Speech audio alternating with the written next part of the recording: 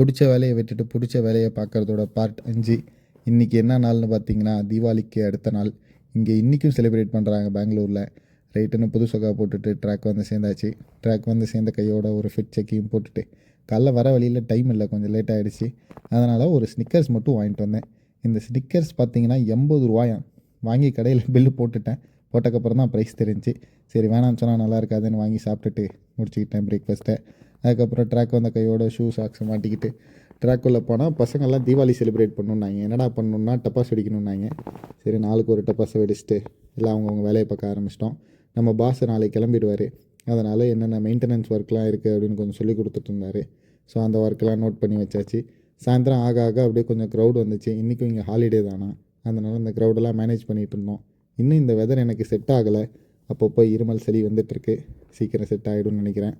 ஈவினிங்காக வேலையை முடிச்சுட்டு கிளம்பியாச்சு. வழக்கம் போல் தான் என்ன சாப்பிட்றதுன்னு தெரியாமல் ஒரு சாண்ட்விச் கடையை பிடிச்சி டின்னரை சாப்பிட்டு வேலையை முடிச்சாச்சு. நாளைக்கு பார்ப்போம். பாய் பாய்.